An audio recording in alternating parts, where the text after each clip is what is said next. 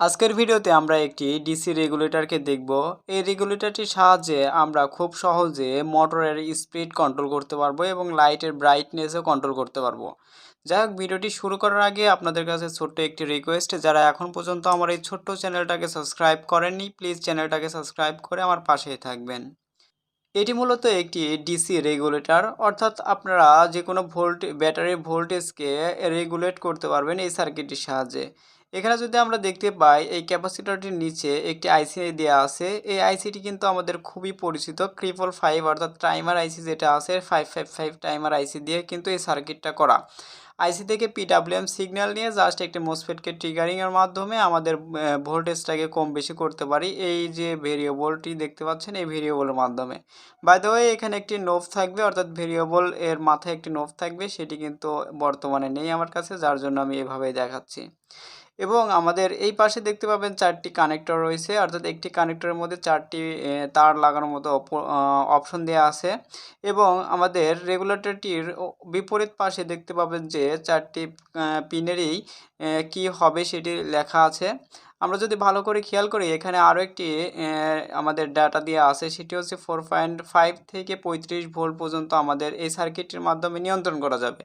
অর্থাৎ আমরা সর্বনিম্ন 4.5 ভোল্ট ইনপুট দিলে আমরা রেগুলেট করতে পারবো, এবং 35 ভোল্ট এবং সর্বোচ্চ 35 ভোল্ট দিলেও কিন্তু আমাদের 35 থেকে 0 ভোল্ট পর্যন্ত আমরা রেগুলেট করতে পারবো এই সার্কিটের সাহায্যে।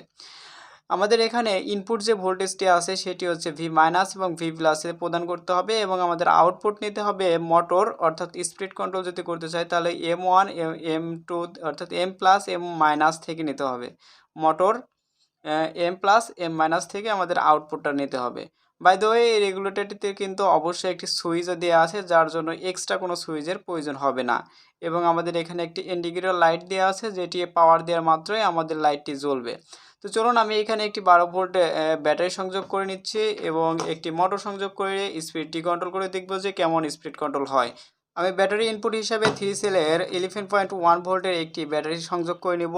এখানে ভি প্লাস এবং ভি মাইনাসে আমার ব্যাটারি যার সে ব্যাটারি প্লাস এবং ব্যাটারি মাইনাসটি সংযোগ করে নিচ্ছি।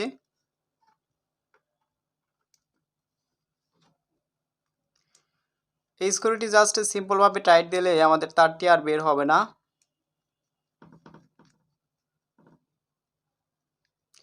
এখন আমাদের মোটরের জন্য আমাদের এই দুইটি প্রোবে জাস্ট দুইটি তার সংযোগ করে দেব। তবে খেয়াল রাখবেন যেন মোটরের পজিটিভ তারটি পজিটিভে দেবেন এবং নেগেটিভ তারটি নেগেটিভে দেবেন।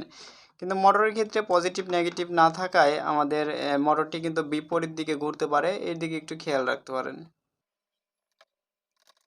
এখন আমরা এই রেগুলেটরের ভেরিয়েবলটি যদি আমরা ঘুরি, তাহলে সুইচটি অন হবে প্রথমে, তাহলে ভোল্টেজটা পাবে আমাদের এই সার্কিটটা। দেখতে পাচ্ছেন এই যে সার্কিটে কিন্তু ভোল্টেজ পেয়েছে, এবং আস্তে আস্তে যদি আমাদের এটি ক্লকওয়াইজে ঘোরাই প্রোবটি, তাহলে আমাদের মোটরের যে স্পিড দেখতে পাচ্ছেন, স্পিডটা কিন্তু কম বেশি হবে।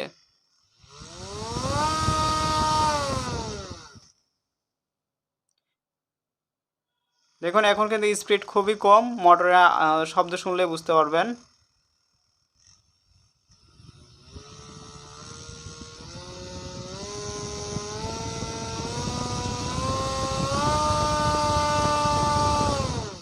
বাই দ্য ওয়ে, এই মোটরটির কিন্তু অনেক বাতাস হচ্ছে, অর্থাৎ এই মোটরটি কিন্তু খুব স্পিডে ঘুরছে, আপনারা যেটা দেখতে পাচ্ছেন। যাই হোক, আপনাদের যদি ডিসি রেগুলেটর প্রয়োজন হয় তাহলে আপনারা এটি ব্যবহার করতে পারবেন। এটা কিন্তু খুবই ভালো একটি রেগুলেটর, আর এটার মাধ্যমে আপনারা সর্বোচ্চ 5 এম্পিয়ার পর্যন্ত লোড ব্যবহার করতে পারবেন, অর্থাৎ আউটপুটে 5 এম্পিয়ার পর্যন্ত লোড ব্যবহার করতে পারবেন খুব সহজেই। যাই হোক, ভিডিওটি আর বড় করতে যাচ্ছে না। যদি ভিডিওটি ভালো লেগে থাকে তাহলে অবশ্যই লাইক কমেন্ট করবেন, আর আপনি যদি আমার চ্যানেল নতুন হয়ে থাকেন তাহলে প্লিজ চ্যানেলটাকে সাবস্ক্রাইব করে আমার পাশেই থাকবেন। সবাই ভালো থাকবেন, সুস্থ থাকবেন।